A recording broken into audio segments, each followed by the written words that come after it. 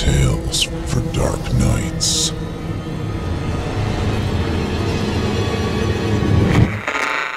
Want to make sure you never miss a Chilling Tales for Dark Nights video again? Be sure to subscribe and hit that bell to turn on notifications.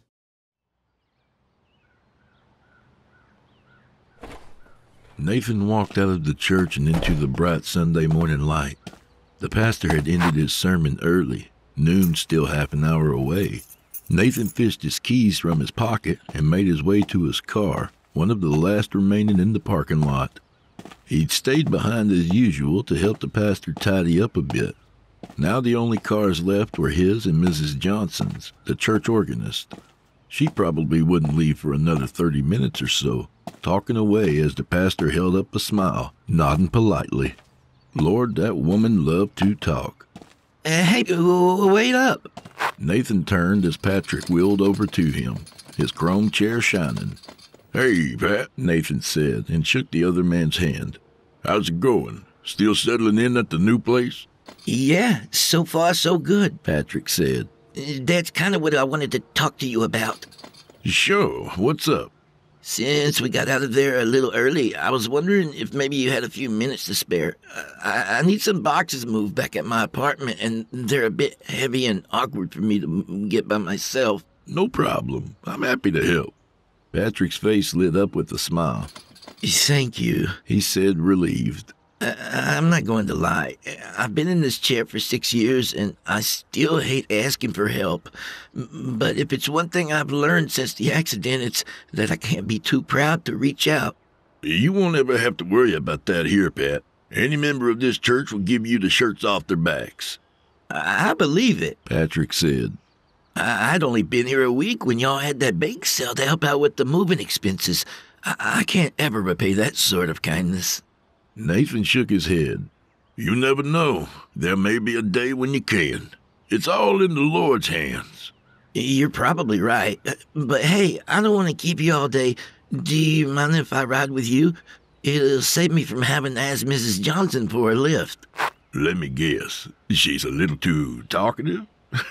If I have to hear the same stories about her being reigning women's regional bowling champion from 1978 to 1984 again, I may lose my mind. Nathan laughed. I totally understand. Do you need help getting in the car? Nah, I'll be fine with that part. Would you mind putting my chair in the trunk? Of course not. Come on, let's get going. They made their way to Nathan's car. He unlocked the doors, then held Patrick's chair still as the other man lifted himself into the passenger seat. He wheeled the chair around to the back and popped the trunk, hesitating for a moment as he thought about what he'd need to move around back there to make the chair fit. Pain exploded across his back, and his breath left his lungs as he stumbled face first into the trunk. He hung there half in and half out, his feet sliding over the asphalt as he tried to stand. All he could manage was turning over, his view of the sky blocked by the trunk's lid. A question formed behind his lips, but before it could escape, the lid slammed down across his face. He barely felt the pain before drifting away. Nathan woke, his head swimming, vertigo making the world spin. I'm not crazy, someone said. I know it seems that way, but I'm not. Nathan pushed forward, struggling in his restraints, and loosened a cry against the dirty rag that had been shoved in his mouth. At least a couple of his teeth felt loose, and his nose was broken. The other man sighed and walked back over, then used two of his fingers to hook the spit-soaked rag from between Nathan's teeth. He took a deep breath, relieved to be able to move his aching jaw again. Muffled screams came from another table opposite him. The man looked over to the young woman tied there. He didn't say anything, just raised his extended index finger up to his lips. She stopped. See? He said. She saw me remove your gag, so she thinks she's entitled to the same treatment. He gave her a stony glare. Women, he said, then shrugged. Patrick, Nathan said. His mouth was dry, his tongue gummy with old spit. Where are we? What are you doing? Stop. Just stop right there. He said. He shook his head briskly, annoyed. First, my name isn't Patrick. It's Warren. That name was just a cover, along with the wheelchair. And our location is many miles from the city, from any city, specifically in the cellar of a long-forgotten cabin. And the why? He sucked air through his teeth. That's a tough one. A little more complicated. We trusted you, Nathan yelled, his voice loud in the earth-walled cellar. We took you in, made you part of our church. We had a damn bake sale for you. Warren nodded solemnly. Yes, and that was very kind. I didn't actually need the help getting back on my feet, but it did help to get all these new toys. He waved his hand toward the short, cheap-looking card table. On it were pristine tools, a hacksaw, a hammer, and various blades of all sizes. Warren picked up a pair of needle-nose pliers and opened and closed them quickly. Realization set in. Why? He pleaded, looking at the pliers. Why all this? Warren shrugged. The short answer? I can. I want to. And no one is stopping me. That is the most important part, though. No one is stopping me. You want to know a secret? He leaned in conspiratorially. You and the girl here are nowhere near the first. He walked to the end of the long table and took hold of Nathan's foot, keeping it still. His other hand held the pliers. I've traveled all over the country. Do you remember the Hammer murders in Tennessee 2 years ago? Me. That whole family last summer that disappeared near the Alabama-Mississippi line? They ended up ruling it a murder-suicide by the father, but no, all me. And do you know why I did it? Warren clamped the tip of the pliers onto the nail of Nathan's big toe. I did it because those kids were some of the most beautiful children I had ever seen, and polite. That's what sealed it, their temperament. Warren twisted the toenail to one side and blood spilled out from underneath. Nathan screamed and bucked against the straps. One more hard pull and the nail was free.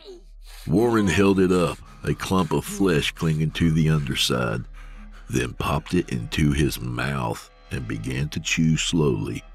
He tossed the pliers to the ground. A wave of revulsion rolled over Nathan, and bile threatened to rise up his throat. You see, Warren began, but then stopped to spit out the remains of the toenail. I am a collector of sorts. Take a close look at the woman. A close look. Nathan looked at her. She stared back at him with wide, watery eyes. She was out of place in this hole of a cellar. Brown hair, so dark it was almost black. Her eyes the same. He couldn't tell what ethnicity she was, but it didn't matter. She was beautiful. The kind of beauty that hurt to look at, that would cause you to ache if you happened to stare for too long. Now you're getting it.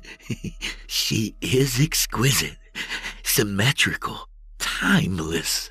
I might have wanted her, lusted after her if I felt that anymore, but I got rid of those annoying parts of myself. You'd be amazed how painless it can be with some strong rubber bands and a little patience. In any case, I took her, and now I'm going to desecrate her, to ruin her in the eyes of her creator. to mock him, to spit in his celestial face. People who are as perfect as her are a reflection of him, and I'd live to shatter his mirrors. Warren stepped over to the table and set the pliers down gently, swapping them for a knife, its blade long and thin. He turned to the girl. "Wait! Wait!" Nathan cried. He had to keep the man talking, buy some time, think of a plan, think of something. "Well, then why am I here? Why me? I'm not like her." "Exactly," Warren said. "You're average at best. Nose a bit wide. One ear slightly lower than the other. No offense intended, but you're nothing more than a misdirection. Can you imagine what would happen if I collected nothing but his reflections? That would mean a pattern, and people notice patterns, especially people with badges." He frowned. "But if it's any consolation, you'll be my witness. You can watch as I reverse transubstantiation, as I turn beauty into meat." He began to cut. Nathan cried out, struggling and weeping as Warren went about his work. The girl's screams became louder, and Nathan prayed for it to end. Not for her end, but for his own. He knew he couldn't live with her screams echoing in his mind. Couldn't carry that forward. Couldn't bear that weight. "Stop! You don't have to do this!" Warren stopped and turned to look at him. "Yeah, no shit. I want to do it. What ain't you understanding about that?" Just let it go and kill me, okay?" Nathan pleaded. "It'll break up the pattern, right? It'll look like a botched job, like an amateur did it." Warren raised one eyebrow. You want to die?" Then waved the knife back toward the woman. "For her?" Yes," Nathan stammered. Warren's laughter filled the basement.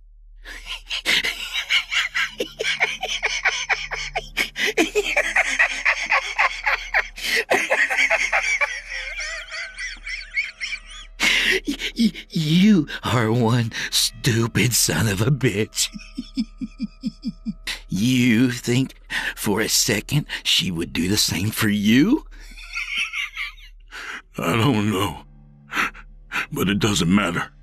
I'd do it for her." Would you do it for her if she wasn't so pretty? So doe-eyed and sweet?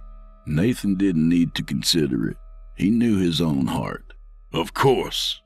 Warren tapped the tip of the knife against his chin.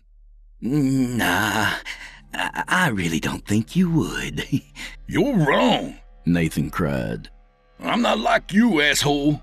I don't place value on somebody's life because of how they look." "Huh. Well, you really should. Everyone else does. It's the way of things." "Why are you really doing this?" Nathan said. He looked at the woman. She was struggling to stay conscious. "Wait, is that your problem? Women? What, you get turned down too many times in high school?" "No, I'm afraid not. I assure you, I've killed men more beautiful than her," Warren said and sighed, all of the air rushing from his nose. I thought I had already made myself clear. I do this because I want to, and because His Holy Highness up above won't stop me. He walked to Nathan and squatted down so they'd be eye level with one another. And there is something inside me. I don't know what it is exactly. An evil spirit, a demon. Hell, maybe the devil himself. But whatever it is, it wants this, and so do I. So you can try to psychoanalyze me all you want in what little time you've got left. It won't make any difference.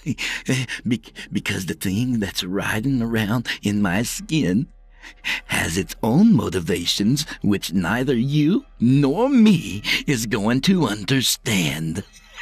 Okay, I got you, Nathan said, laying his head back down on the table. You're just run-of-the-mill crazy.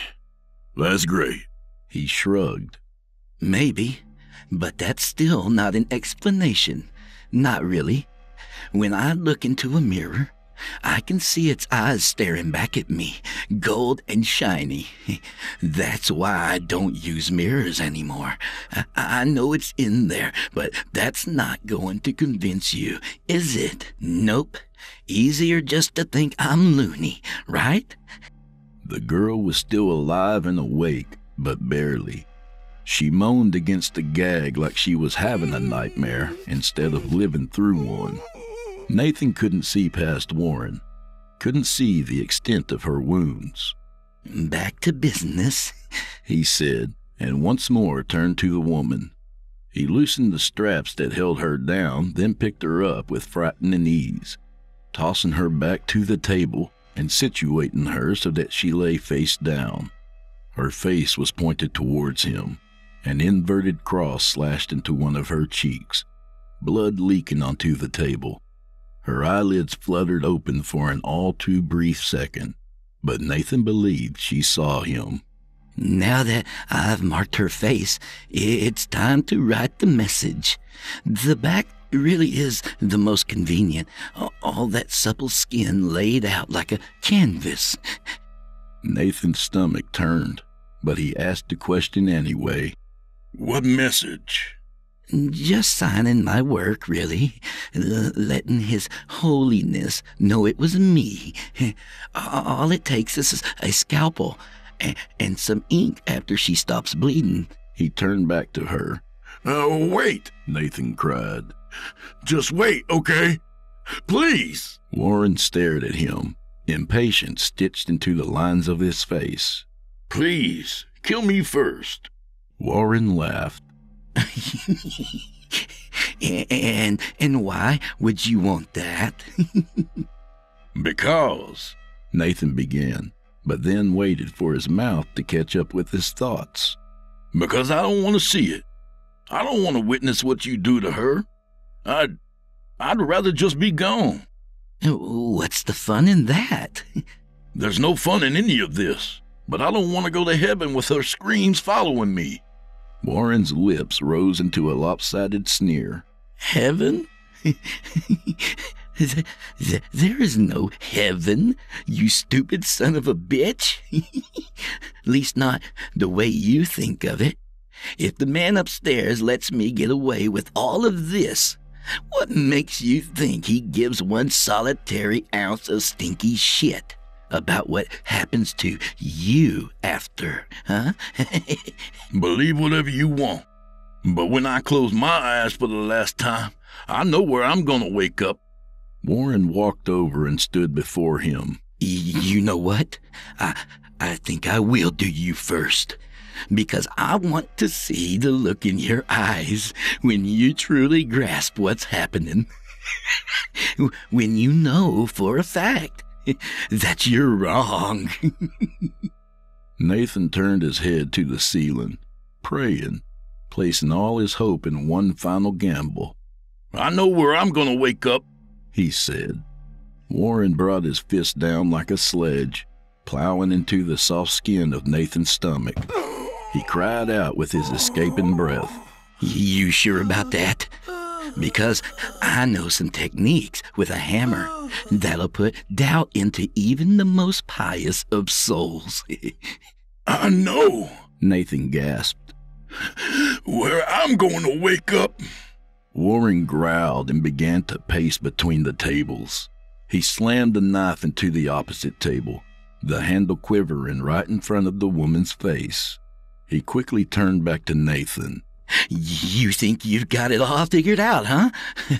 We will see about that. Oh, yes, indeed. We will see. Warren strode to the card table and grabbed the hammer, and within seconds was back in front of Nathan, his face looming large above him. What happens after you die? Nathan took a deep breath. I know where I'm gonna wake up. Warren swung the hammer down in a whistling arc, shattering Nathan's clavicle. He screamed as Warren simply stared at him, waiting for an answer. I know where I'm gonna wake up. Tears running from the corners of his eyes. Warren swung the hammer again, and Nathan heard his ribs break before he felt any pain. I know, he cried between labored breaths. Where? Wake up! The hammer came down again. Nathan didn't even know where it landed. Wake up! Another blow. Warmth spread across his knee, a promise of the pain to come. Wake up! Wake up! Warren grunted and snapped his teeth together. You're no martyr, Nathan. Just ignorant. But that's okay, because I'm going to teach you. I'm going to... The rest of the sentence was lost, as the blade of a knife suddenly appeared, like the trick of some macabre magician, protruding from Warren's throat. Hot blood washed over Nathan's face, stinging his eyes. He blinked, trying desperately to clear them to see what was happening.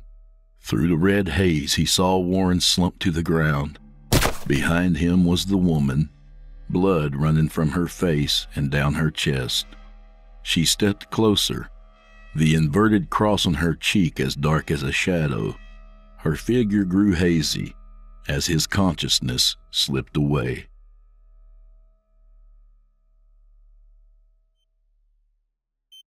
Nathan woke. He felt light, amorphous, like he was floating on a cloud. He looked down at his hands, saw an IV lodged in one of them, and finally knew where he was. The hospital room was quiet, as was his pain, at least for now. Whatever was in the IV was doing its work wonderfully. Another hand reached over to touch his. He turned his head slowly, or maybe it was normal speed and it just felt slow. He wasn't sure. He'd never really tried drugs before, but this was nice. Hey, a voice said. Nathan squinted, trying to focus.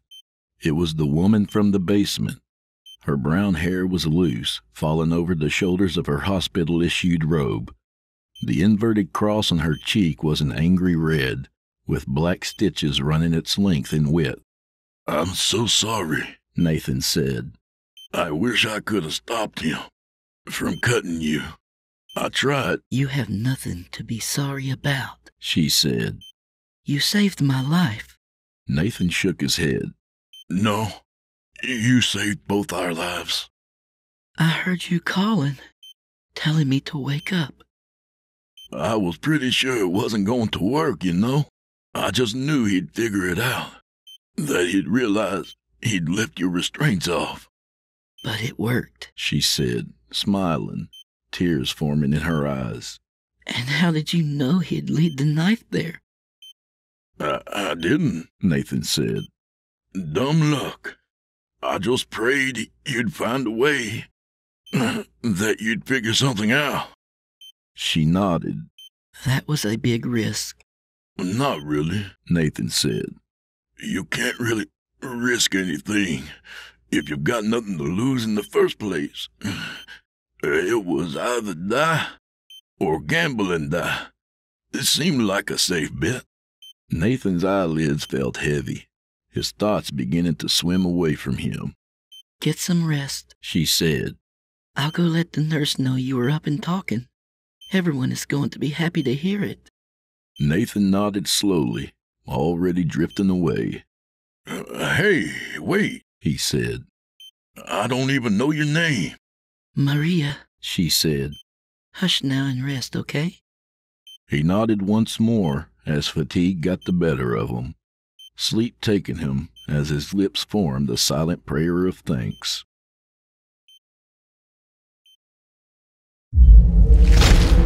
Chilling tales for dark nights.